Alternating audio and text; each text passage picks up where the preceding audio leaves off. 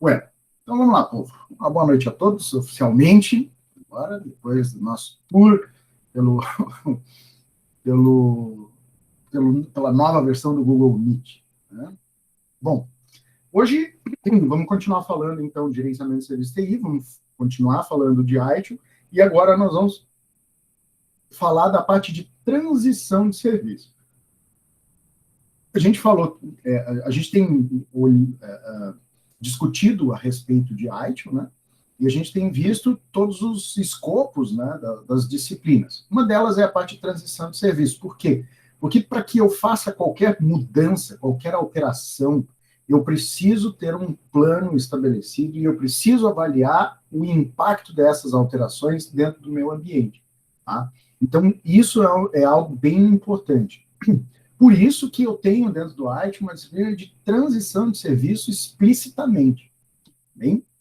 Qual é a finalidade, então, da transição do serviço? Primeiro, desenvolvimento e melhoria de capacidades para colocar em produção serviços novos e alterados. Então, sempre que eu for implantar alguma coisa nova, ou então eu precisar fazer algum ajuste, alguma transição do meu serviço existente, né, ou incluir alguma funcionalidade, ou excluir, né, eu preciso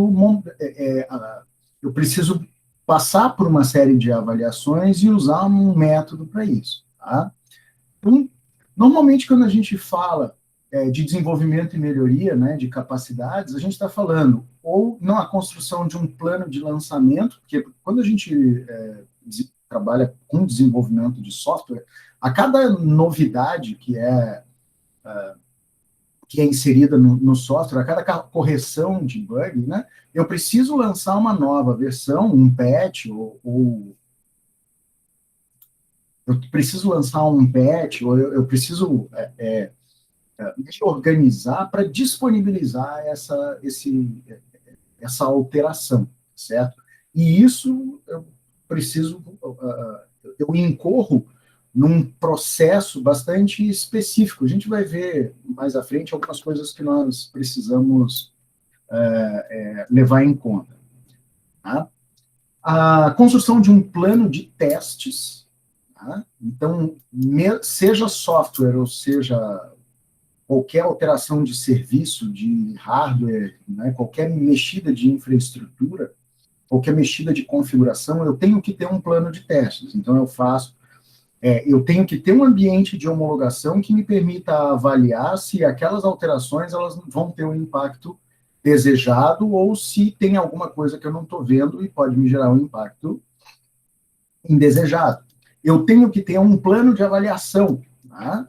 Eu preciso ter um conjunto de testes, né, que eu vou fazer no plano de testes, e o resultado desses testes eu vou construir através do plano de avaliação. E aí eu vou estudar se os resultados apresentados, eles estão de acordo com o que eu espero ou não. E a parte de distribuição, né, que como é que eu vou fazer a entrega final daquele negócio. Gerenciamento da complexidade associada a mudanças em serviços e processos de gestão de serviços, né?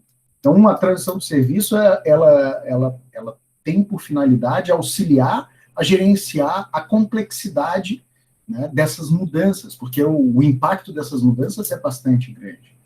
Permitir a inovação paralelamente à minimização de consequências não intencionais da mudança. Então, a transição de serviço, ela tem por finalidade me ajudar a inovar, a entregar alguma coisa nova, algo diferenciado, tá certo?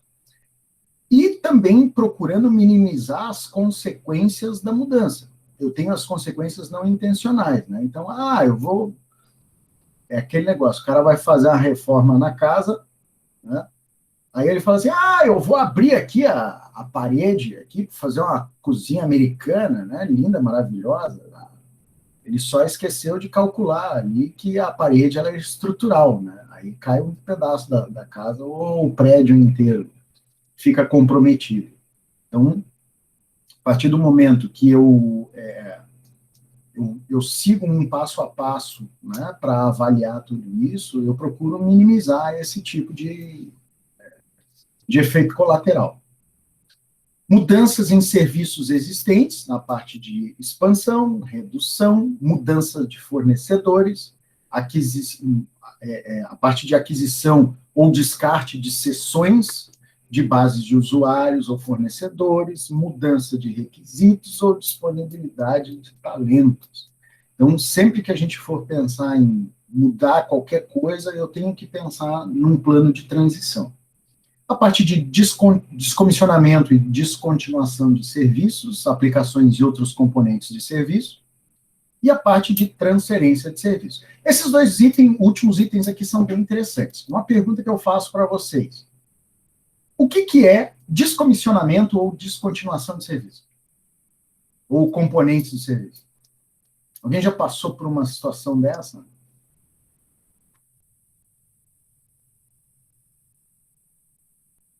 Alguém já teve essa experiência de descomissionamento? Descomissionamento. Vamos ver o significado dessa palavra, daí a gente. Eu te respondo.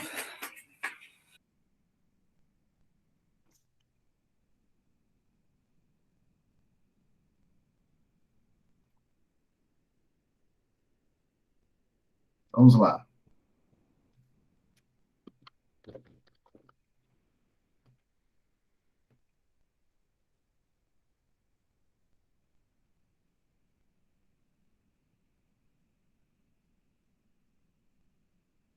E aí, descobriu o que é o descomissionamento? A cessão, a interrupção de algo. Olha, tem uma engraçada para contar. Como é que. Até um cliente.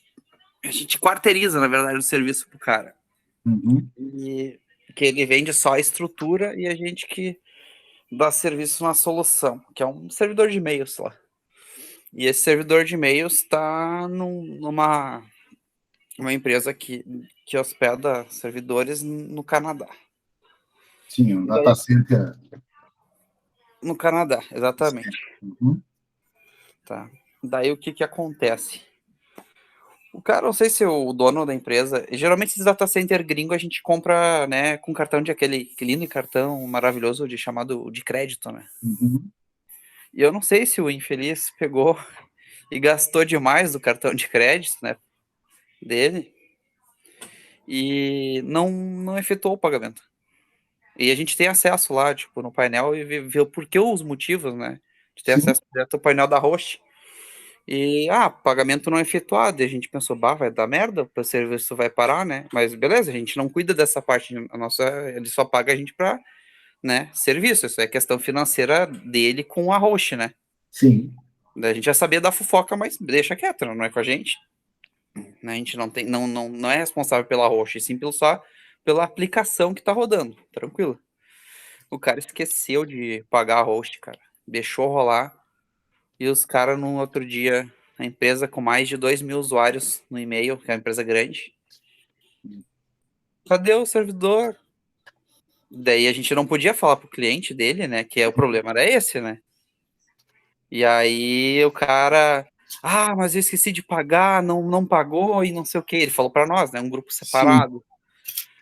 E aí, resumindo, eles se pronunciaram como uma instabilidade do serviço, cara. Uma instabilidade do serviço.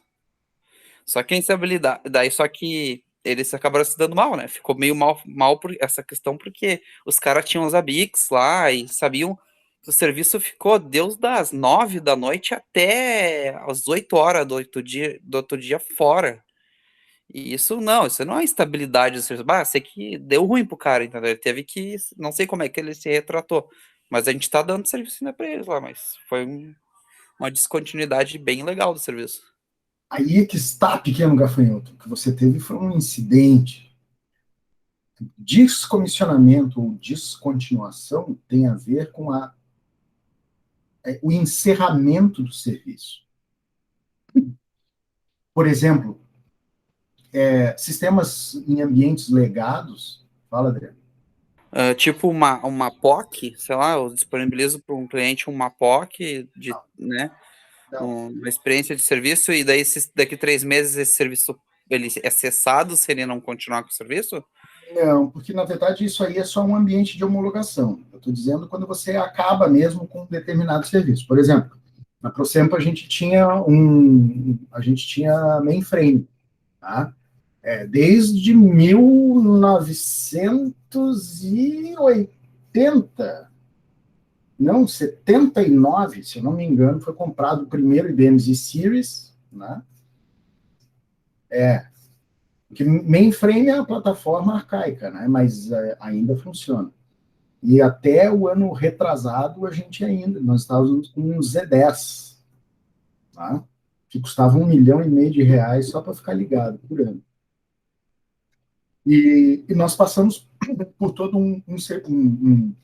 tivemos que desenvolver um plano de descomissionamento. Para quê? Para acabar com essa plataforma, Z-Series, né, que era cara. Nós investimos numa plataforma de virtualização, né, de nível mais alto, só que emula aquilo ali. Né? Claro, eu acabo precisando de mais recursos, mas, por outro lado, é mais barato do que manter aquele mamute preto dentro do data center. Tá? Então, eu tenho que ter um plano de descomissionamento. Nós tivemos que fazer uma transição do serviço. Mas mainframe, quem trabalha com mainframe, cara, é apaixonado, porque é um negócio bem interessante, sabe? Só que o problema é que é uma plataforma como proprietária e que se cobra muito, né? Só para você manter o equipamento ligado é um caminhão de dinheiro. Então, o que foi necessário fazer? Montar um plano de longo prazo, um plano de transição, né? Onde gradativamente se foi, então, mudando a plataforma, né? Transferindo os serviços que funcionavam dentro do mainframe para outra plataforma, fazendo os testes de validação, até que se pôde, então, virar a chave de uma vez, né? Aí o sistema já rodando na plataforma virtualizada, e para eu poder conseguir chegar lá e desligar o equipamento. Então, eu passo por um processo de transição de serviço muito, muito cachorro, tá? Quando eu vou descomissionar ou descontinuar um determinado serviço. Outra também que nós passamos, não sei se algum de vocês ainda foi órfão do Porto Web, né? Mas, infelizmente, a administração passada acabou com o Porto Web, que era um dos mais antigos provedores, né, de internet aí, que ainda existia na cidade, tá? Tirando as operadoras. E aí houve também um plano de descontinuação do serviço. O que eu faço? Primeiro, eu tenho que avisar os usuários, eu tenho que pensar como é que eu vou fazer, qual é o prazo que eu vou dar para isso. Fala, Adriano. Então, um exemplo, a questão do Flash Player seria um exemplo de descontinuação de serviço? Isso, é um exemplo de descontinuação de serviço. Tá? Então, eu já tenho, como o mercado já começou a absorver, porque desde da disseminação do HTML5, eu já não tenho mais tantas aplicações, tanto conteúdo que consuma esse tipo de recurso, né? E aí, o que acontece? A partir do momento que eu já tenho essa transição gradual de mercado, aí o próprio desenvolvedor fala, pô, eu não tenho nem por que manter isso aqui. Então, eu vou manter durante algum tempo, né? Vou começar a avisar, o camarada vai entrar no site, eu tenho algumas atualizações, algumas correções, junto com as correções automáticas, aquelas, né, que o agente baixa e instala.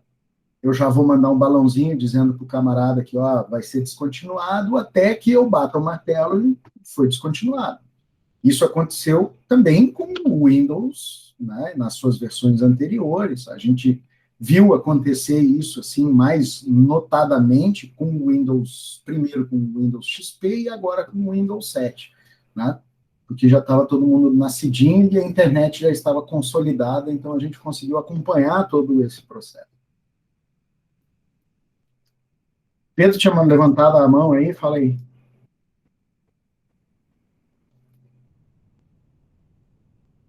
Não te ouvimos, Pedro.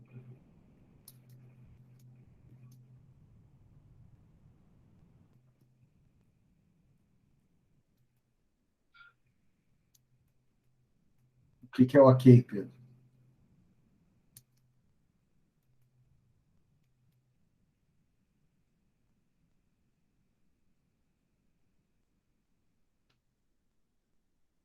Não, não estou te ouvindo. Tá. Você, deu para ver que você tirou um mute, mas não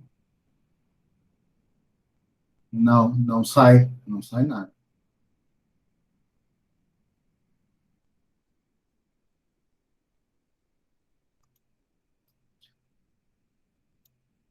Bom, beleza.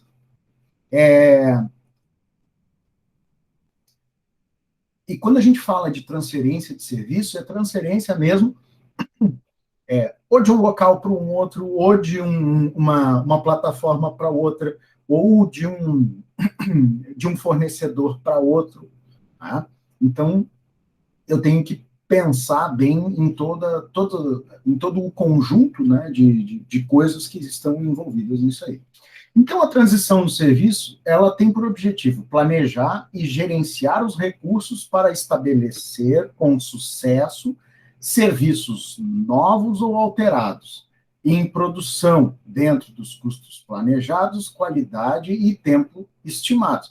Então, eu tenho que planejar e gerenciar esse negócio aqui, tá? Ou para implantar um novo serviço, ou para mudar um serviço que esteja em produção, tá? Mantendo o custo planejado, porque sempre que eu penso numa transição, eu tenho que fazer quanto é que custa esse negócio. Eu preciso investir em novos equipamentos, eu tenho horas de trabalho que as pessoas envolvidas vão dedicar para essa transição. Eu tenho recursos que vão ser consumidos, enfim, eu tenho um impacto financeiro aí. E aí, a partir do momento que eu consigo planejar e gerenciar todo esse processo para eu ficar dentro dos meus custos, né? Então, eu tenho um ganho significativo. Também mantendo a qualidade e o tempo estimado. Então, custo, qualidade e tempo são três coisas que vão andar sempre juntas. Tá?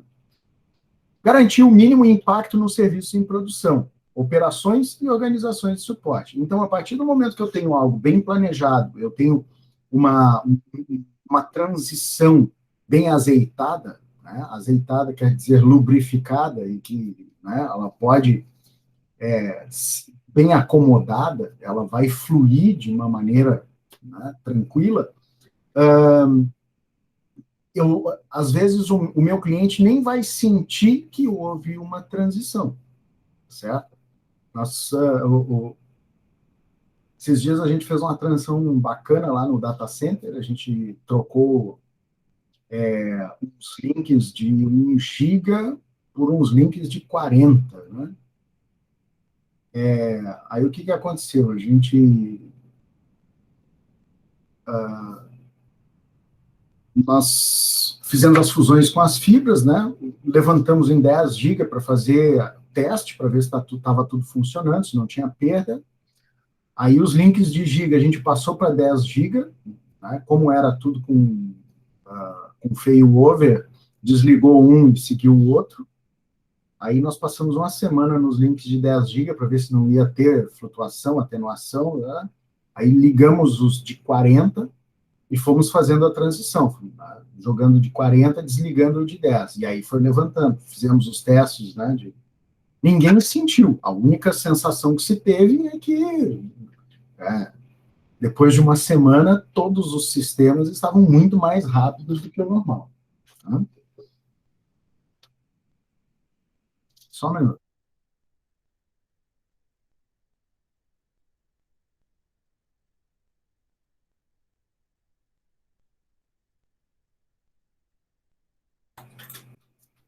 Vamos lá.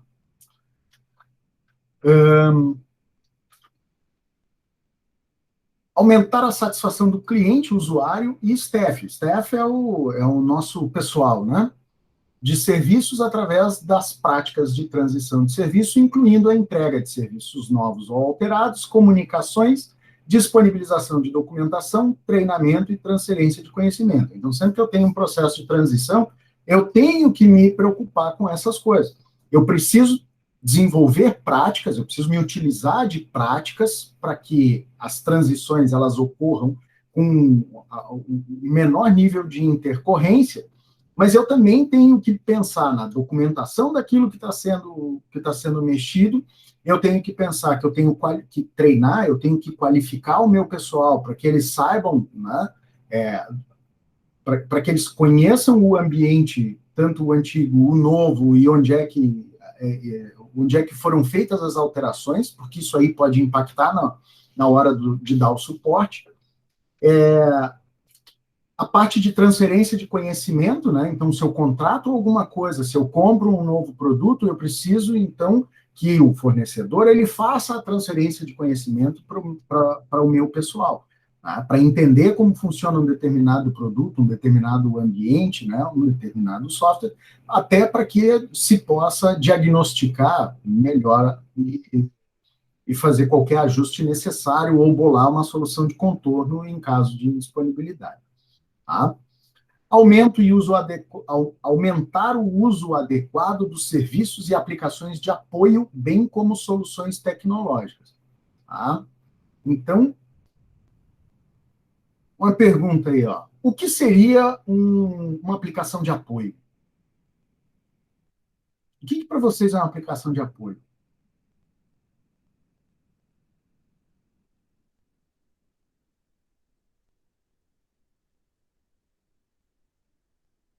Eu sei que o Adriano sabe, mas não tem consciência.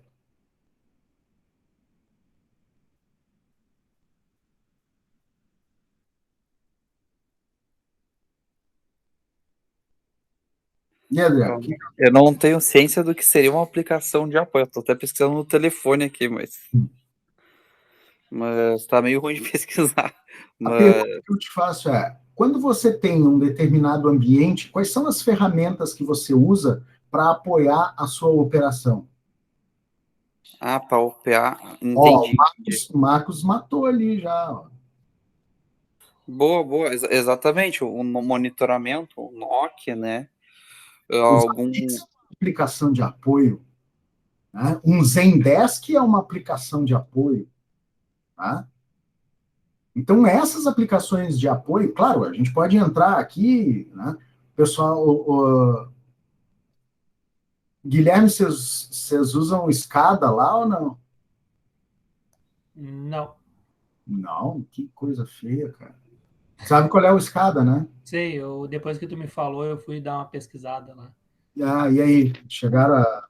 Bem legal, até falei com um rapaz lá do suporte lá, que dá suporte da automação, né? Sim. E a gente não, ele diz que a gente não usa, mas que seria bem interessante ter uma empresa. É. Porque, como eu te falei, lá são dois segmentos, né? A gente tem a automação predial e uma outra parte que seria que é feitas que não, eu não trabalho nessa outra parte, mas é válvulas solenoides. Então, a parte de cima faz a parte de automação, faz os green plugs, vários outros produtos, IR Blaster, faz Smart Hub, isso aí é tudo fabricado lá, keypads, e na parte baixa é a parte dessas válvulas solenoides, que é feito lá também, e é vendida para a indústria automotiva. Isso é um negócio legal de implantar uma aplicação de apoio, né? Uma aplicação de suporte. Sim. Pô, o pessoal do Banrisul tem lá no data center deles uma aplicação dessas gratuita aí, um OpenSCADA, sei lá, um negócio desses aí. E toda a parte de monitoramento da parte industrial, né? Essa é a empresa que você trabalha, essa Home Systems aqui?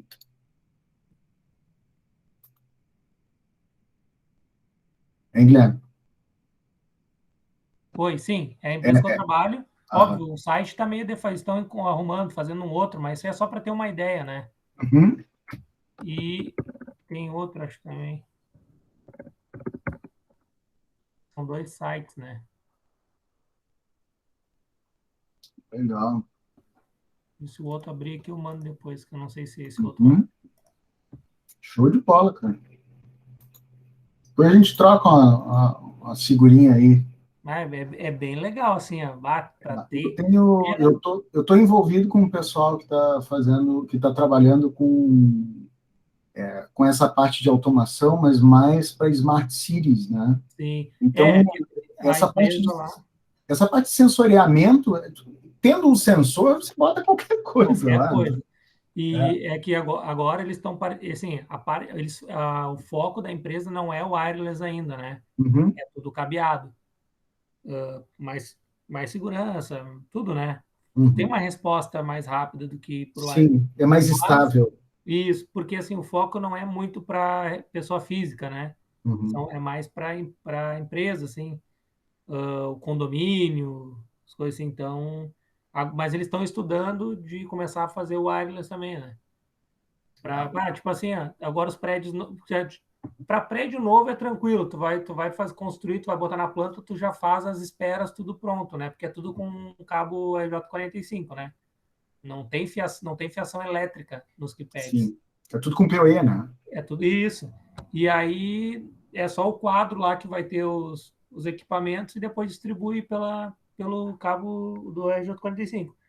E a intenção é que comece a mudar para wireless para quem já tem uma construção pronta e não tem essas esperas, não ter que quebrar a parede, não ter que abrir, não ter que trocar. Então, eles estão começando a querer migrar para atingir outras áreas, né?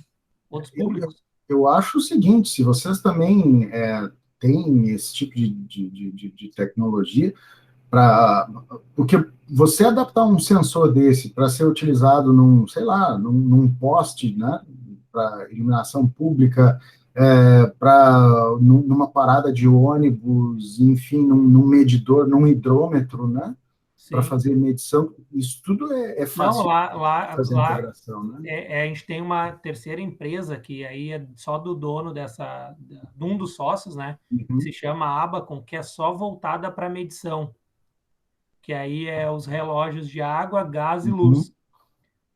E tu tem o controle no smartphone, né? Isso é um baita no mercado. Tu monitora tudo ali, consumo de água, de gás. Eu estou consumindo muita água, eu quero que esse mês eu só quero consumir 10 mil litros. Aí tu bota ali 10 mil litros e quando chega lá, ela para de sair. Aí tu quiser aumentar, tu aumenta, libera de novo, mas tu pode programar. Daqui a pouco, tu não está em casa e tu tá olhando, não tem ninguém em casa e começou a correr água, tu sabe que tu tem um vazamento. Entendeu? E a energia é a mesma coisa, monitora tudo. É assim, o negócio é muito legal. Bacana. E isso é mais para eles querem botar mais em condomínio. Eles têm na casa, mas é mais condomínio, porque hoje um condomínio com vários relógios individuais, tu tem que mandar uma pessoa ir lá olhar Uhum. e anotar. Com isso não, o síndico ele pode ter o aplicativo e recolher todas as leituras de todos os relógios e dividir a conta, sem precisar mandar uma pessoa específica e olhar um por um. Bacana, hein? Bacana. É bem legal, assim, é muito legal mesmo. Depois a gente troca uma figurinha, porque a minha mulher é a síndica do prédio. Isso é legal. Não, trocamos sim. Massa, massa. Mas é isso, né? Essas aplicações de apoio, elas são bastante importantes quando a gente for pensar em serviço. Vocês conseguem pensar numa transição de serviço, por exemplo, um serviço de infraestrutura, sem eu ter um monitoramento, tá? Por quê? Porque se cair alguma coisa, a gente já sabe o que está acontecendo, né? Essas aplicações, elas auxiliam todo o processo.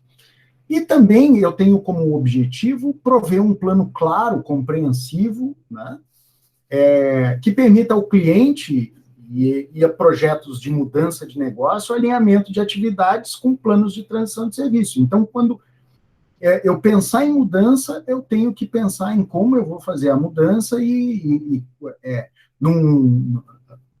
vamos lá, num mapa, né, do começo ao fim do que vai acontecer e avaliando, né, cada um daqueles pontos. O que eu tenho de risco, quais são os recursos que eu preciso, qual é o meu cronograma, enfim. Né? Então, basicamente, é planejar qualquer coisa que eu for mudar. Né? Parece chover no molhado, e de certa forma mas... Sabe tem um amigo meu que ele sempre dizia o seguinte, né? O óbvio só é óbvio quando é dito. Né? Então, parece óbvio a gente falar, não, para eu fazer uma mudança, né, eu tenho que ter um planejamento. Vocês já devem ter vivido no dia a dia várias mudanças sem planejamento. Né? Isso acontece, famosa. Vocês já ouviram falar da metodologia Go Horse?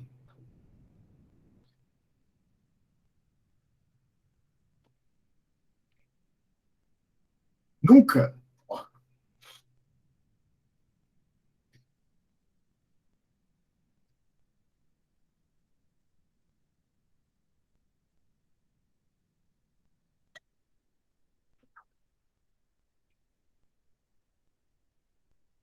Tá?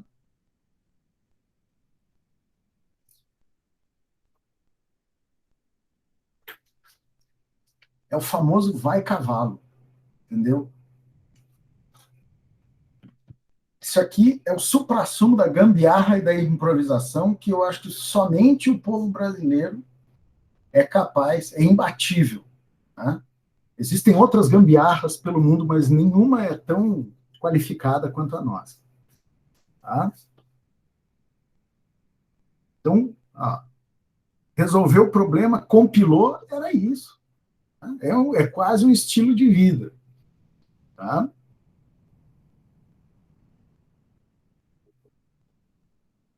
Então, vale a pena depois dar uma lida. Assim. É pura palhaçada, mas é muito engraçado. Tá? Quer dizer, é muito engraçado, mas é real. A gente vê isso aqui no mundo várias vezes. Né? Teste é para os fracos. Se você meter a mão no sistema XGH, é melhor saber o que está fazendo. Se você sabe o que está fazendo, vai testar para quê? Né? Teste é desperdício de tempo. Se o código compilar, é suficiente. De vez em quando saem uns projetos Go Horse lá. Acontece, de vez em quando. Bom, então, quais são os processos da disciplina de transição de serviço? Tá? Quando a gente pensa em transição de serviço, né, baseado no ITIL, a gente tem um processo que é o planejamento e suporte de transição. Então, esse é o primeiro passo que eu tenho que dar. Eu tenho que montar um plano de transição e pensar em toda a estrutura de suporte. Né? Eu preciso ter insumos para essa transição, eu preciso ter pessoal, eu preciso ter recursos, né? Sejam financeiros, sejam recursos de pessoal, sejam recursos de infraestrutura, logística, enfim. Né? Depois, eu tenho um processo que ele trata da gestão de mudança, que é o gerenciamento em si, entendeu? Por quê? Porque eu tenho que olhar para isso e ter uma técnica de gestão. Eu tenho que aplicar os princípios da gestão para esse período de transição. Na verdade, o que a gente está fazendo é um projeto, entendeu? É um pequeno projeto de mudança. A parte de gerenciamento de ativos de serviço e configuração, então, sempre que eu for botar a mão em alguma coisa, eu tenho que me preocupar com o gerenciamento desses ativos. Vou trocar um switch, eu tenho que pensar, vou fazer uma substituição, eu tenho que ter uma documentação da configuração daquilo ali, tenho que pegar o anterior, comparar com o novo, ver se aquilo ali vai estar adequado, mapeamento de porta, todo aquele blá, blá, blá que a gente já... Gestão de liberação e distribuição, normalmente quando a gente trata em projetos de software. A parte de validação e teste de serviço, então eu preciso pensar, eu tenho um processo que pensa toda essa parte de teste e validação. Tá? O que eu preciso testar para que aquela minha mudança ela seja considerada adequada. A avaliação e a parte de gestão do conhecimento, onde eu vou tratar documentação, né? Toda aquela a base, a construção da base de conhecimento, né? De problemas, soluções de contorno, né? Enfim, a nossa boa e velha WIC, com todo o conhecimento decorrente desse processo. Bem? Quais são as atividades comuns? Quando a gente fala em transição de serviço, a gente tem que pensar em gestão de comunicação e comprometimento. Tá? Gestão de comunicação e comprometimento é um negócio muito delicado. Tá? Por quê? Sempre que eu estiver desenvolvendo um plano de transição, eu tenho que ter uma comunicação muito acertada em todas as esferas, seja com a equipe técnica, seja com o meu cliente, com o meu usuário, seja com a alta gestão, né? Seja com a gestão intermediária, seja com fornecedores, enfim, com todo mundo. Por que eu preciso ter essa gestão de comunicação? Diz aí. Vou dar uma de Serginho Groisman aí. Fala, garoto.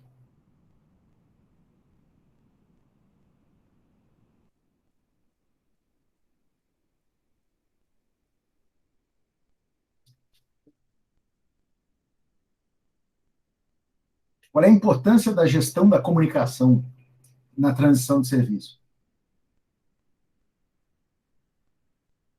Acredito que isso tenha uma importância na questão de fazer um planejamento, né? Tipo, eu acredito que tipo, eu tenho uma ideia de como vai ocorrer essa transição de serviço, e eu vejo que eu tenho o meu ponto de vista, entende? E o Fernando tem o ponto de vista dele. Talvez o ponto de vista do Fernando seja talvez mais ideal do que o meu, mas é importante essa comunicação para gerar um planejamento. Não sei se seria isso. Na verdade, você está pensando na fase de planejamento. Quando eu estou falando aqui da gestão de comunicação, é de ponto a ponto. É exatamente. Aí o Marcos já está com o segundo FA positivo ali, ó. Devido ao alinhamento. Por quê? Porque todo mundo tem que estar sabendo do que está acontecendo. Até porque muitos deles têm um papel nessa transição. O meu fornecedor ele precisa estar preparado, por exemplo, para me entregar um equipamento novo quando eu estiver descomissionando o antigo, ok? Então eu preciso alinhar todo esse processo, porque eu vou desligar um e ele tem que chegar com o outro para eu encaixar ali. Tá? Às vezes eu não tenho eu não tenho espaço físico para manter dois equipamentos. Isso é muito comum, principalmente com storage, né? No nosso Aí você pega, assim, aquele storage desgraçado, 6, 7 hacks de storage, né? Agora eles estão menores, mas às vezes pegam um storage mais violento, assim. Aí eu preciso mudar aquilo. Eu vou trocar tudo. Até eu conseguir desligar toda aquela desgraça, né? Eu tenho que coordenar a retirada de um e a colocação do outro. Então, eu preciso estar alinhado com o meu fornecedor ou com o meu outro time, né, interno que vai tomar conta disso aí. Também tem um negócio bem importante, que é a gestão organizacional de mudança de patrocinadores, os stakeholders. Vocês já tocaram um projeto no meio de uma mudança de chefia? Saindo um chefe que vocês já conheciam e chegando um chefe novo?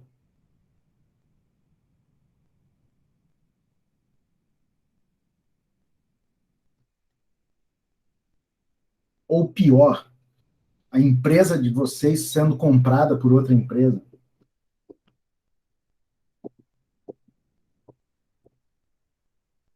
Como é que coordena esse negócio? Vai, Marcos, abre o coração aí.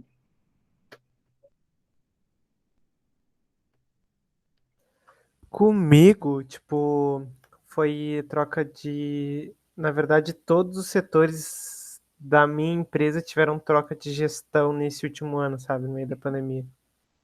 E qual que é a dificuldade, tá, que a gente encontrou nesse processo? É repassar as coisas para a pessoa nova, sabe? Porque algumas pessoas têm aquela mania de documentar, só que principalmente os setores mais administrativos, eles não documentavam as coisas. Então, a pessoa chega e tem que catar milho para encontrar, tipo, como que isso era feito, sabe? Basicamente foi essa a dificuldade que a gente teve quando teve trocas de pessoas importantes no setor, em setores, né? Ó.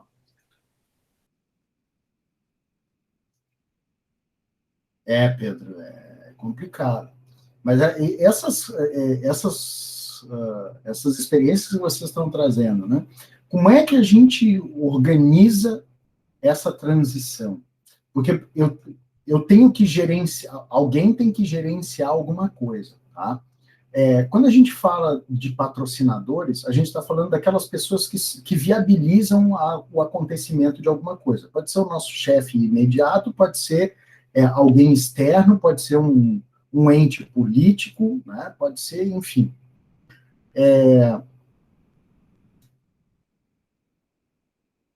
Quando a gente pensa em transição de serviço, muitas vezes passa por um caso como esse, de você estar no meio de um projeto, uma migração, e existe uma mudança de chefia. Quando existe a mudança de chefia, bem ou mal, esse cara é um patrocinador. Por quê? Porque é ele que vai... Tá, mas aí você está falando de mudança física, né, Pedro? Isso aí é... O problema é quando você tem... Eu estava terminando um projeto quando houve mudança de governo. E foi bem ruim. Bem ruim. Principalmente por um único motivo, né? Quando existe uma mudança significativa de orientação política, né, dos partidos envolvidos, tudo aquilo que vinha sendo desenvolvido é engavetado. Eu só conheci na minha vida uma pessoa que desengavetava projeto das outras administrações, que era o Maluf, né, lá em São Paulo. Então, quando ele assumia prefeitura, governo do estado, ele chegava lá, o que estão tocando aí? O que a gente consegue terminar e botar o nome? E era assim. Mas, de uma maneira geral, infelizmente, a gente tem assim. Comigo foi assim, ó. Fala. Lá no Canoas Tech teve um dia, né? Que tipo, a gente chegou, simplesmente, eu cheguei no negócio, todo mundo, eu era estagiário, né? Aí o pessoal que... Onde é que você trabalhou lá, Marcos? Época foi, deixa eu puxar agora na memória, foi de agosto ou julho de 2018 até maio, mais ou menos, de 2019, acho que foi isso. Acho que foi quase um ano. Foi uns 10, 11 meses por aí. Pegou o SEAD e o Lino lá? Como é que é? Pegou o Marco Antônio SEAD lá? Não lembro desse nome. E o Lino Killing? Cara, talvez. É porque assim, ó, a parte que a gente ficava inicialmente era diferente da onde a gestão do Canostec ficava. A gente ficava em outro prédio. Aí depois de um tempo a gente se uniu àquele outro lugar, só que ainda assim a gente ficava em uma sala bem separada, assim. Eles ficavam num canto, assim, meio fechado. E o cara só via a pessoa passando na porta, assim, basicamente. Aí não. Tipo, de nome, assim, a gente não trocava muitas palavras com outras pessoas além da própria gurizada do setor, sabe? E também não ficava sabendo muito das coisas. Mas Eles foram diretores lá. o que eu sei é que tem trocas recorrentes, tá? Porque quando eu tava lá, aconteceu uma vez, tipo, uma vez foi mais grave, a outra foi bem menos, assim, tipo, foi só acho que o cara realmente tipo, tinha quitado, só que sair, foi para outra oportunidade, mas essa que eu vou falar em específico foi troca da gestão, foi política, assim, porque simplesmente chegou, era CC, né, tinha muitos CCs, e chegou um dia que a gente entrou na empresa, os caras estavam tudo diferente, assim, mudou tudo, sabe, eram outras pessoas que estavam sentadas nas cadeiras, e é bizarro o cara ver esse negócio, assim, principalmente o pessoal de N3, que era que mexia, né, com redes e monitoramento, A gente entrou, só os concursados que não tinham trocado, mas todo mundo que era CC, velho, levantou todo mundo e entrou outras pessoas, sabe? E a gente até fica... É bizarro, porque eu fico imaginando, cara, é todo um trabalho que aquele cara tava fazendo que do dia pra noite ele vai ter que... Outra pessoa que sentou ali vai ter que puxar, sabe? E às ou não, ou simplesmente vai deixar engavetar aquilo e tentar uma coisa nova. Tipo, teve uma vez que... Eu lembro até hoje que tinha um cara que ele ajudava a gente pra... Tipo, quando a gente não tava conseguindo... arrumar redes nas secretarias, ele criava para nós uma rede, assim, do nada aparecia uma rede para nós, assim, tá ligado? Pra gente acessar. E daí a gente acessava, usem essa rede aí e tal, depois quando terminar me avisa que eu desligo. E tipo assim, quando a gente precisava desse apoio de novo, o cara tinha saído e o outro maluco não fazia ideia, tá ligado? Ele falou, mas como que ele fazia isso? Ele ficava fuçando e falava, eu não sei, tá ligado? Mas é tenso. E documentação zero, né? Dá mais prefeitura, né? Acho que o pessoal não deve se importar tanto, assim. Só aqueles profissionais mais que falam, não, eu vou botar a mão na massa, eu vou fazer diferente. Mas, sendo bem sincero, eu acho que a maioria não se importa, muito justamente por causa disso, né? Porque você pode acordar simplesmente, tchau, né? Por isso que o setor público ele é muito sensível, cara. Ele é muito sensível. Eu não vou entrar nessa seara, porque isso é discussão para o boteco, né? Mas é bem complicado. Eu acho que a gestão essa gestão organizacional da mudança de patrocinadores e a gestão dos patrocinadores são duas tarefas muito, muito delicadas no setor público e em grandes empresas, né? Em multinacionais, principalmente, que são mais suscetíveis a essas transições de gestão. Mas, assim, sentiu na prática que o problema é que se a gente não levar isso a sério, né, aí pensar na continuidade do serviço e na manutenção do serviço, e realmente morre. O cara vai embora e não tem mais ninguém para embalar aquela criança, né? Então, a partir do momento que eu mudo o patrocinador, se o meu patrocinador novo ele não sabe do que se trata, ele não vai dar andamento naquilo. E esse é o pulo do gato. Sigamos. Como é que eu organizo a transição do serviço? Tá?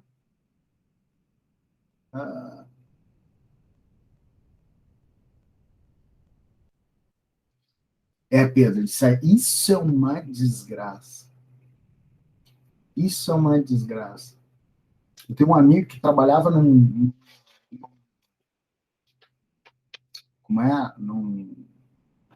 escritório de advocacia grande aqui, né? Ele foi contratado como técnico de TI.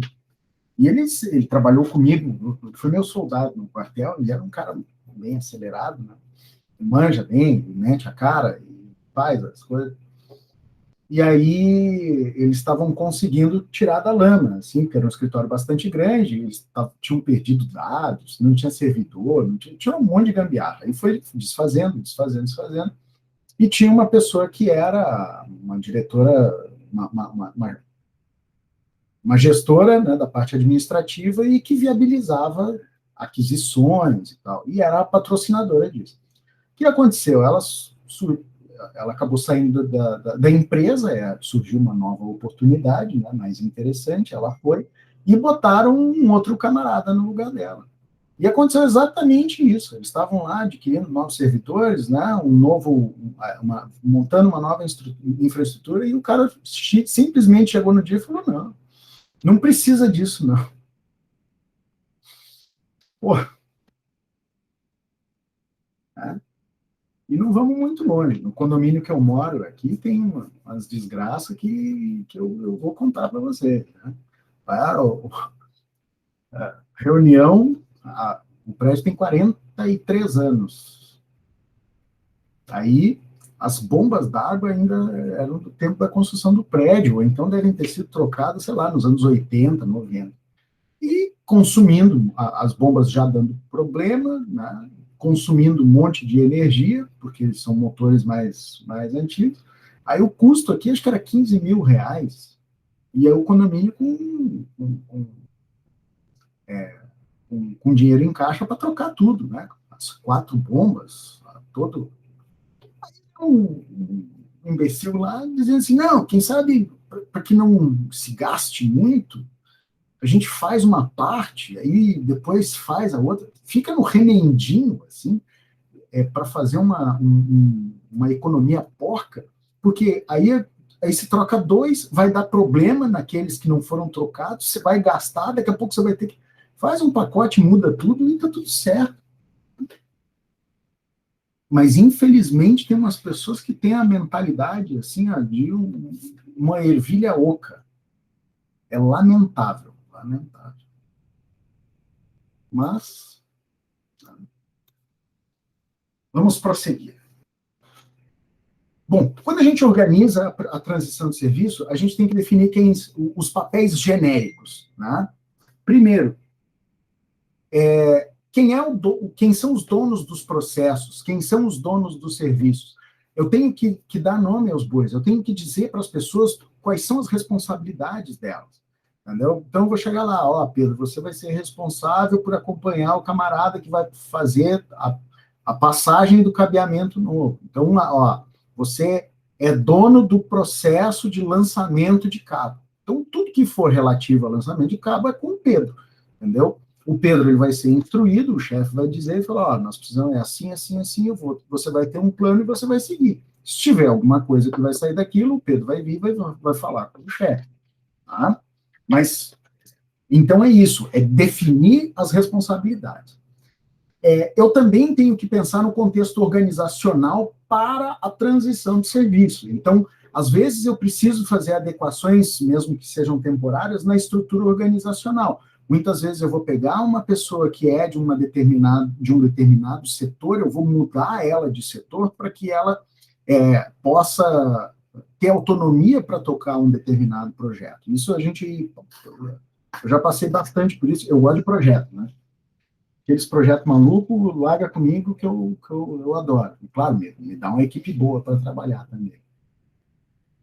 Às vezes você vai pegar pessoas que estão em determinados setores, estão em determinadas posições, e você vai ter que alocar elas de forma diferente. Você vai tirar elas daquele ponto ali e colocar dentro de uma estrutura organizacional diferente, mesmo que seja temporária, né?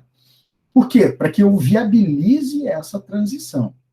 E eu tenho também que criar os modelos, eu posso me utilizar de modelos organizacionais para suporte à transição de serviço. Então, tem alguns papéis que eles são, algumas funções, né, que elas são importantes dentro de uma transição de serviço.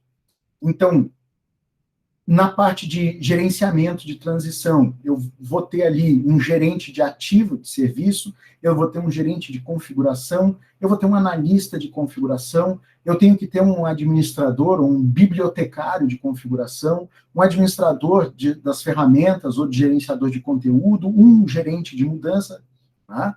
E eu tenho as atividades de planejamento e suporte. Então, bem ou mal, eu tenho que pegar um conjunto de pessoas e dar atribuições de gestão para elas que são específicas daquela mudança. Tá? Então, assim, vou fazer uma mudança de infraestrutura. Então, vou chamar o pessoal e falar, filho, ó, você vai ficar responsável, tá, por e fazer o levantamento dos ativos do serviço, né, e o status deles. Tá? E você aqui, ó, o fulaninho vai colar contigo que ele vai ser o gerente de configuração. Então, vocês vão fazer um levantamento e vão verificar as configurações necessárias para todo o ambiente, certo? Junto com o analista, né? Porque o analista é o cara que vai pensar aquilo ali. Beleza.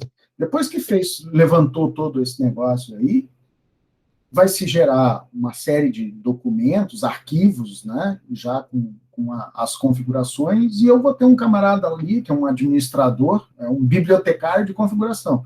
Então, ele vai ver assim, ó, o switch tal, assim, assim, assim, eu vou organizar aqui, tem essa configuração, a gente vai fazer uma configuração nova, eu vou chamar essa aqui de versão 1.1, né?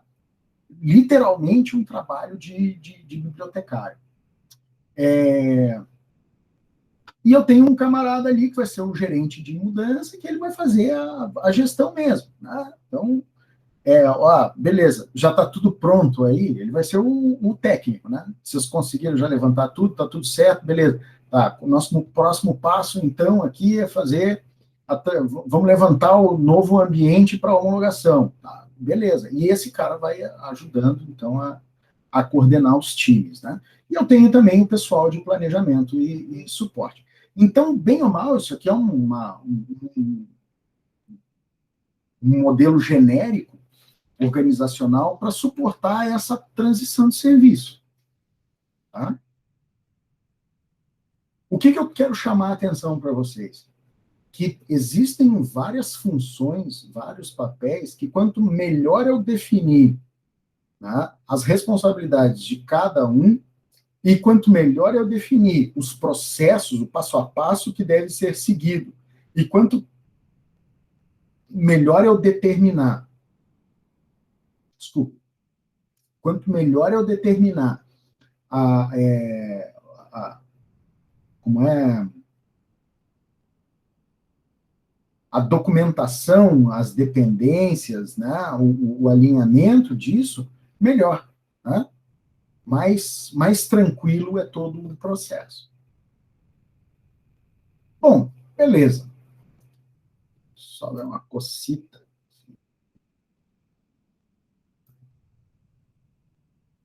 Vamos lá.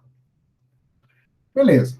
Então, considerações tecnológicas, né? Uma das coisas que chama bastante a atenção em relação às considerações tecnológicas é a utilização de recursos, né, de apoio a essas mudanças. Ferramentas de gestão do conhecimento, essas ferramentas são bastante importantes. Ferramenta para documentação, ferramenta de registro, de log, de qualquer coisa, ferramenta de gestão de conteúdo, e aí a gente está falando de um hot site, de uma wiki, de, sei lá, de qualquer negócio que ajude a parte de documentação. Vocês já trabalharam com o SharePoint aí? Vocês que trabalham em empresa maior provavelmente já trabalharam com SharePoint. O Marcos já trabalhou. É mais ou menos isso, né? Eu tenho ali um ponto de armazenamento de tudo um pouco.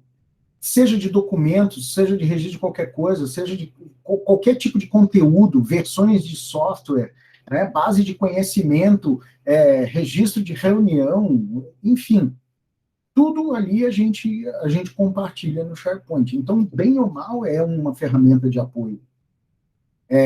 Existem outras ferramentas? Sim, diversas. Né? Mas foi um exemplo que me veio aqui a cabeça justamente por agregar uma série de recursos. Ferramentas de colaboração, né? Tarefas e calendários compartilhados. Pô, quem é que não usa aí o Google, né? O conjunto de ferramentas do Google, pô, né? Discussões encadeadas, que são aqueles fóruns de discussão, sistemas de mensagem instantânea, ninguém usa, né? Vocês nem sabem o que é isso. Quadros brancos, né? Aqui o Google tem o Jamboard, mas aí outras ferramentas oferecem também esses quadros interativos. Ferramenta de vídeo ou teleconferência, a gente também não conhece isso, né? E-mail e comunidade, né? Pô, comunidade é um negócio interessante. Vocês já. Alguém de vocês aí usa o.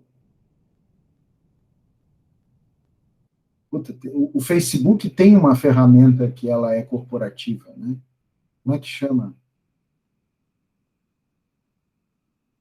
Alguém lembra aí?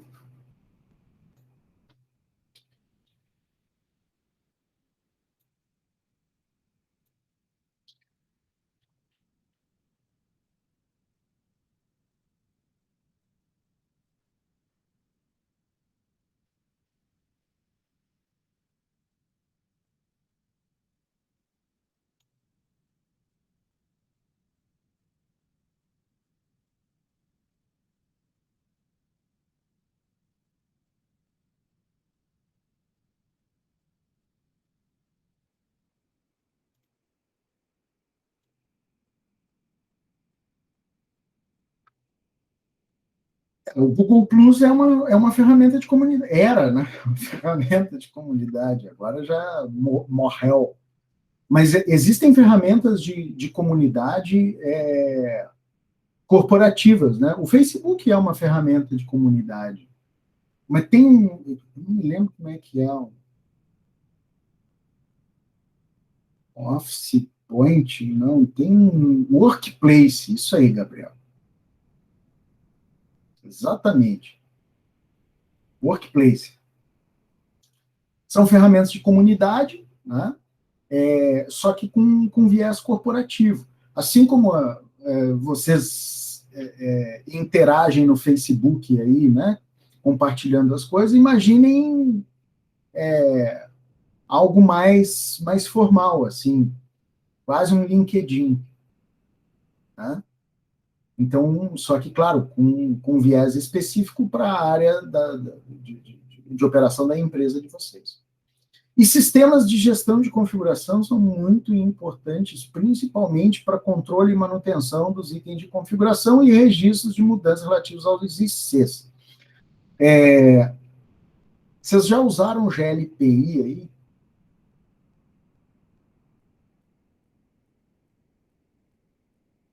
Quem é que já usou o GLPI? Já usou? Você já usou o GLPI integrado no OCS Inventory? Aham. O que é o interessante dessa gestão da configuração? Eu faço o inventário e aí eu sei o que é aquele item. Eu tenho todas as informações daquele item. Se eu tenho algum incidente, se eu tenho alguma mudança, se eu tenho alguma coisa, o que eu faço? Eu, em cima do CMDB, né, que é a minha base de dados de configuração desses itens, eu vou criar os meus chamados relacionados a esse item de configuração. Então, quando eu pegar esse item de configuração, eu tenho a lista de todos os chamados que envolvem ele. Então, eu consigo manter um histórico. Eu consigo, inclusive, inferir se aquele cara ali ele tem algum defeito, ele tem algum vício. Tá? Quantos equipamentos vocês já pegaram aí, que daqui a pouco queima uma fonte, queima outra, queima mais uma, tá? Aí vai ver, ou pode ser um componente defeituoso, ou é a tomada, né? Então, se eu pego um determinado item que em um ano o cara teve que trocar a fonte 6 vezes, temos um problema, né? Eu tenho que ter esse acompanhamento. Então, o sistema de gestão da configuração na parte de transição é muito importante. Cada vez que eu fizer alguma alteração de configuração desse item, eu registro ali e ele fica documentado. Tá? Então, tá aí a importância desses sistemas. Eles não existem assim só porque alguém pensou que ia ser bonitinho, tá? Então, dentro das boas práticas e algumas normativas que existem, o ideal é que os processos eles estejam adequados aos recursos que essas ferramentas oferecem. Na verdade, não. As ferramentas oferecem recursos que são adequados às necessidades dos processos, pelo menos no mundo ideal. Bom, como é que eu implemento a transição de serviço, né? Como é que eu faço esse negócio acontecer? Primeiro, a gente tem que justificar. Por que eu vou fazer uma transição? Porque eu quero pintar aqui a parede de rosa. Não, né? Eu tenho que ter um fundamento. Eu preciso fazer uma readequação da minha infraestrutura para que eu possa aumentar a capacidade, para que eu possa mudar a plataforma, enfim. Eu tenho que desenhar e projetar essa minha transição, tá? Eu tenho que pensar na introdução à transição, por onde eu começo, né? Como é que eu vou justificar isso? Como é que eu vou disseminar isso? Eu tenho que pensar nos aspectos de mudança de cultura, porque a partir do momento que eu estou adotando novas tecnologias, eu estou mudando aspectos significativos, eu tenho uma mudança de cultura também. Tá? Vou contar uma coisa para vocês, mas se vocês falarem que eu disse, que eu contei isso, Tá? Eu vou negar até a morte. Tá gravando? Apesar de estar gravado. Ah, bom. Agora sim. Apesar de estar gravado, eu juro que eu não contei. Nós temos um problema cultural dentro da empresa, tá? Que é o seguinte: a maneira com que a nossa rede ela foi estabelecida, optaram por usar um protocolo de anel, tá? Achando que ele seria ideal para todas as situações, e não foi, não é. Tá? Na verdade, eu tinha que separar a minha rede de acesso da minha rede de distribuição. Né? Aquele modelinho hierárquico velho lá, de 1900 e bolinha. E aí, a gente tem muito problema com looping na rede por causa de um negócio, uma inovação tecnológica, né, que surgiu agora na semana passada, um negócio chamado Spanning Tree. Eu não sei se vocês já ouviram falar. Né? Spanning Tree é um negócio assim, ó, é um protocolo que tem 40 anos, tá certo? Qualquer suíte de fundo de quintal tem, qualquer suíte gerenciável. Você habilita aquilo ali, se eu ligar uma porta na outra, ele bloqueia as duas portas e não derruba o equipamento. E aí, alguém achou que, não, nós vamos usar um outro negócio lá. E aí, resultado prático, a gente tem um monte de suíte em cliente, né? Fuçado até as tampas e sem um protocolo de... Aí tá, né? Eu tenho metido a mão em alguns switches e eu habilito o Spanning Tree, né? Assim como quem não quer nada. Assim, justamente para que a gente não tenha tanto problema. Até porque muitas vezes é posto de saúde, é hospital, não dá para ficar parado por causa de idiotice. Aí, aconteceu a situação do cara lá, não, porque não sei o quê, porque esse switch aqui é um switch Intelbras, não sei o quê, não tem suporte a Spanning Tree. E foi a história que o pessoal contou na hora que configuraram o switch. E aí eu estava dando suporte lá, e o técnico, pois é, choramingando, né? Pô, os caras meteram um loop aqui, não sei o quê, e esse cara não tem Spanning Tree. Aí eu falei assim, pera um pouquinho só, meu velho. Tá, vê se voltou aí, ficou bloqueada só a porta. Voltou. Eu habilitei o Spanning Tree, e o Spanning Tree bloqueou as portas, né? O switch estava travadaço, estava perdendo, já estava com... Habilitei o Spanning Tree, ele bloqueou as portas, ele pegou as duas portas ali, saiu atrás, descobriu um equipamento lá, um switch burro com looping, e ele está resolvido. Como é que você muda a cultura do pessoal para usar um negócio que até já é arcaico? Tá? Aí o técnico falou assim, meu, tá dentro d'água agora, porque vão pedir para habilitar o Spanning Tree em todos os suítes. Só que, claro, não dá para sair habilitando em todos sem fazer um planejamento, né? Mas, olha, vou te dizer, essa mudança de cultura é uma desgraça. Como é que você vai fazer uma reestruturação de uma rede bastante grande e bem complexa, e ainda botando na cabeça das criaturas lá, né? Que por mais que tenha o dobro da tua idade, eles acham que o Spanning Tree não funciona. Não serve para nada. Então, e coisas que a gente precisa levantar, né, dentro que são aspectos relevantes na transição de serviço, são aqueles aspectos de risco e valor. A gente tem riscos, tá, que eles podem acontecer e eles devem ser avaliados assim, de maneira bem bem criteriosa, né? Uma coisa que é bem complicada é a alienação do staff de suporte. O que é isso? É quando a gente está fazendo uma transição, implantando uma nova tecnologia ou uma nova plataforma, e o pessoal do suporte tem resistência à mudança ou então não sabe do que está acontecendo. isso pode gerar um problema, é um risco gravíssimo, né? Até porque, se acontecer alguma coisa, ou não sabe ou não quer saber como encaminhar ou como tratar como encadear num processo.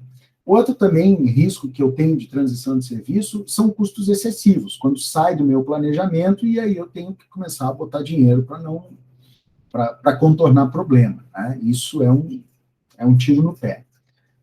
E quando eu começo a ter atrasos que não são aceitáveis para os benefícios do negócio, principalmente quando a gente lida com comércio eletrônico, quando lida com dinheiro ou quando lida com vida, né? Eu tenho um problema grave. Por outro lado, eu tenho a agregação de valores, né? Então, você conseguir entregar alguma coisa que satisfaça o cliente ou o usuário, né, e que ele sinta que houve uma melhoria significativa, isso não tem preço, né? Serviços que são transicionados, né, que são feitas alterações, e aí a gente tem uma diminuição de incidente, uma diminuição de falha no serviço. Putz, isso, né,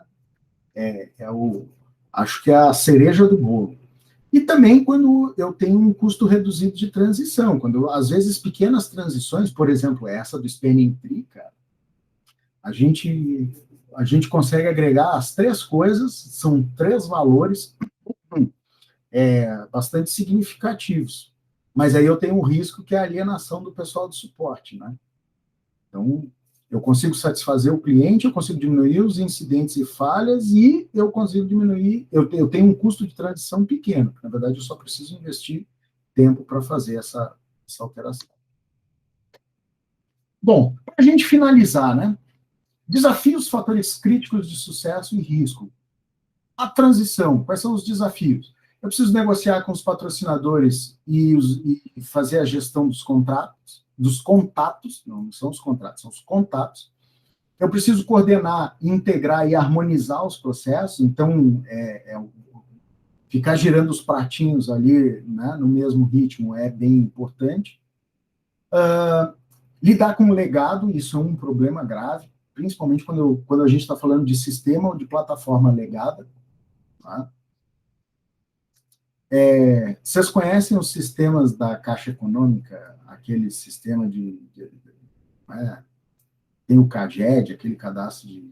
Não, o CAGED é aqueles negócios de conectividade social e todas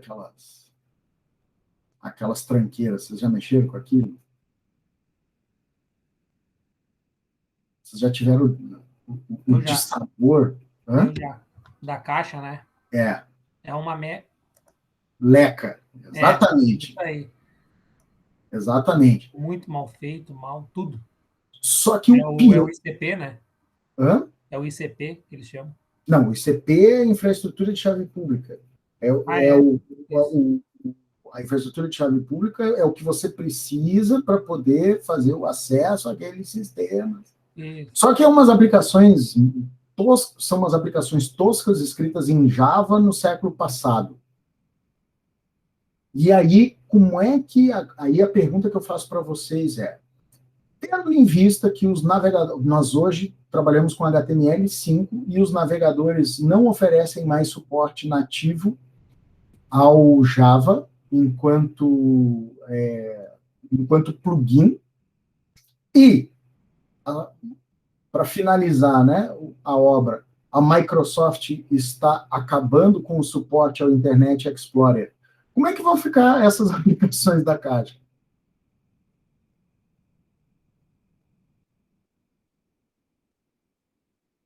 Como é que faz?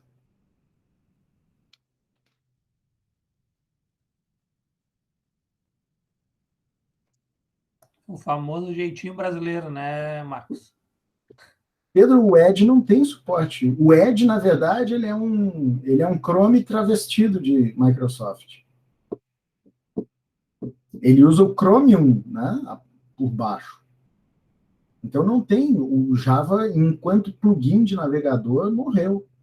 Murilo, mas eu não sei se você viu, a Microsoft já falou que não quer mais saber do Internet Explorer, vai sumir, vai evaporar. Por enquanto a gente usa, né? Pois é, mas e aí? como é que vai ser essa transição? E o Mozilla não suporta? Não, tem que fazer uma gambiarra para Tem, fazer né? funcionar. Mas dá, né? Sei que dá. Só que aí é que tá, como essas aplicações da Caixa, a grande maioria é desenvolvida em ASP, muita coisa não depois de uma mão, né? Muita coisa às vezes não funciona com o Gecko, né? Que é o engine por baixo do Firefox, da família Mozilla. Aí, cara, tinha um plugin do Firefox para o Firefox chamado IE-Tabs, que ele implementava um scriptzinho lá que reconhecia uma função do Internet Explorer lá. Mas Gambitec daquela, horrível, né? Pedro, eu sou suspeito, né? Eu gosto eu uso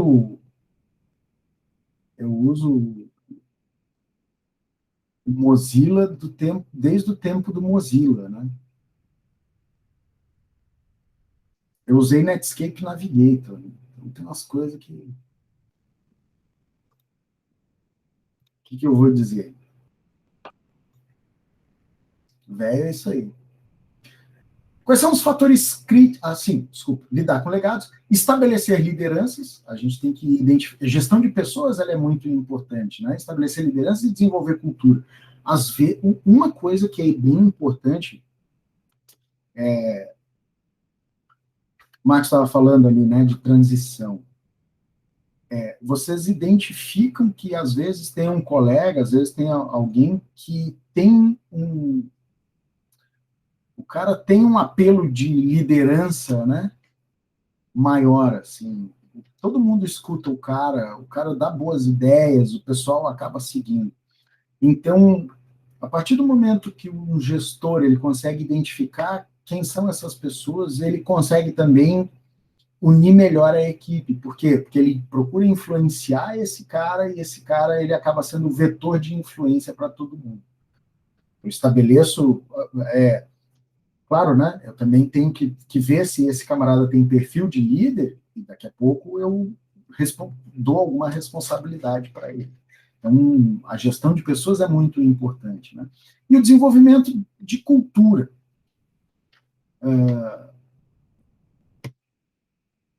Eu vejo, assim, ó, em tudo que é lugar que a gente vai, as pessoas, o ser humano ele tem uma resistência natural à mudança. Tá? Vocês já devem ter visto, vocês devem viver isso no dia a dia de vocês. Tá? Só que essa resistência ela acaba sendo diminuída a partir do momento que o ambiente ele absorve a mudança. Vocês acham que no Google eles têm dificuldade de mudança? Tem gente que tem resistência à mudança, mesmo sendo funcionário do Google. Mas existe uma cultura de inovação dentro da empresa, entendeu? E se o camarada não se adequar àquilo, ele vai passar batido. Então, ele acaba engolindo a mudança e ele dá um jeito de ir junto. Tá? Por quê? Porque faz parte da cultura da empresa. Agora, tenta fazer isso dentro de uma IBM da vida. Né? Vai ser uma resistência bastante grande. Fatores críticos para o sucesso. O que é crítico para que uma mudança ela ocorra de forma com sucesso, né? De forma... Falhou o adjetivo agora. Primeiro, eu tenho que entender as diferentes perspectivas dos envolvidos. O que cada um espera, né? Tanto a equipe envolvida na execução, quanto as pessoas que são os patrocinadores, a chefia, a própria empresa, né?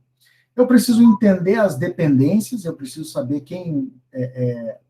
quais são as relações entre os processos, entre os passos que eu tenho que dar, e eu preciso criar, disseminar e manter o conhecimento. Então, a parte de comunicação aqui, documentação e comunicação é muito importante.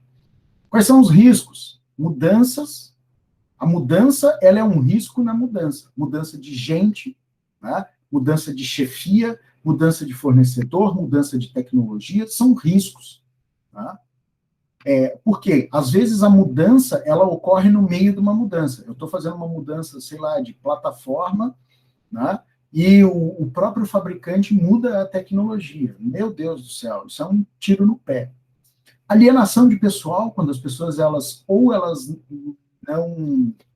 não são envolvidas no processo de mudança, no processo de transição, ou elas se alienam-se a si próprias, a si mesmas, autoalienadas. Né? É gente que acaba resistindo à mudança e não se envolve naquilo. Isso aqui é um problema. E aí, de novo, a gente está falando de gestão de recursos humanos.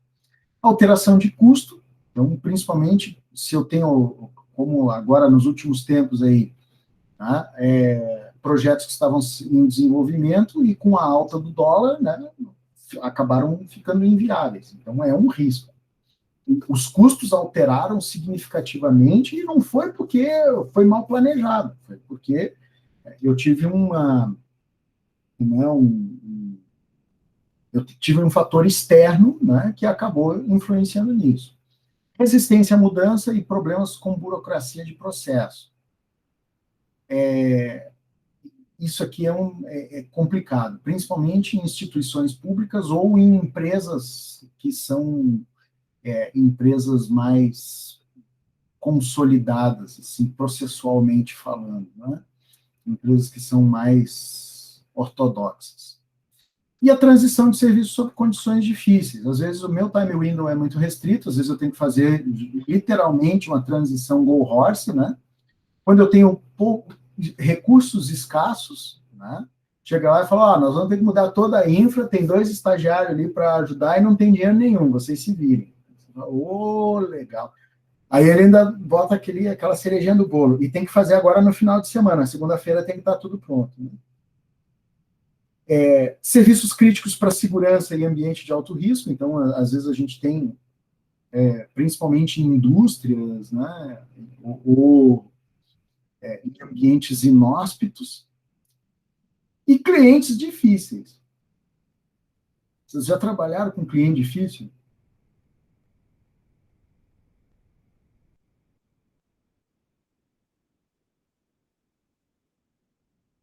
Como é que é trabalhar com cliente difícil?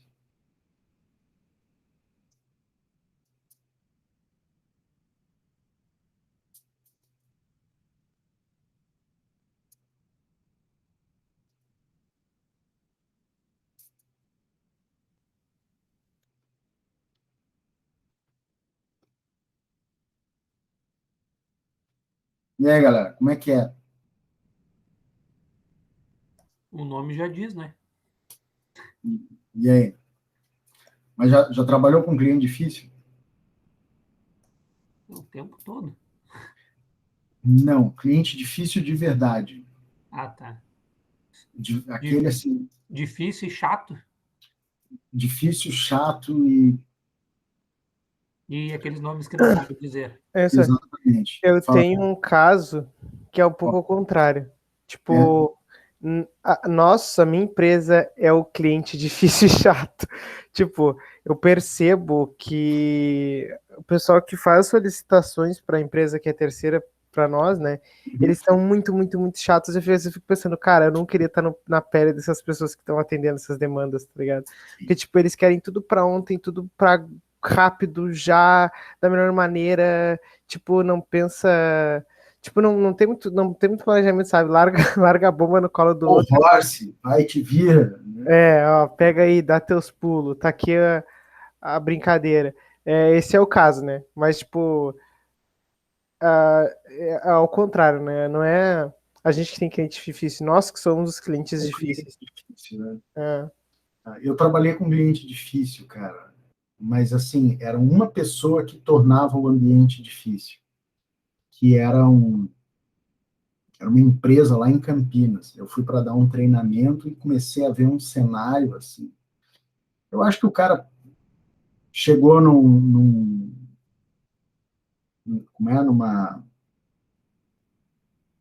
numa posição de gestão, entendeu? Mas daqueles caras, assim, que gosta de causar, né? E tudo ele reclamava, ele queimava os colegas, ele queimava fornecedor, entendeu? Puxava saco de chefe. Então, era bem complicado. A gente teve um problema de relacionamento lá com eles. E no final das contas, até eu fico pensando, né? O projeto que foi desenvolvido lá, não sei nem se valeu a pena, nem se valia a pena ter entrado nessa. Porque, na verdade, o pessoal estava abrindo o mercado, estava indo tudo bem. Né? A gente sabia que o software ele tinha algumas limitações, só que o cara também era mal intencionado. Então, é bem complicado. Lidar com um cliente difícil é complicado. Galera, com isso a gente fecha essa parte de transição de serviço. Tá? Vamos encerrar aqui a nossa gravação.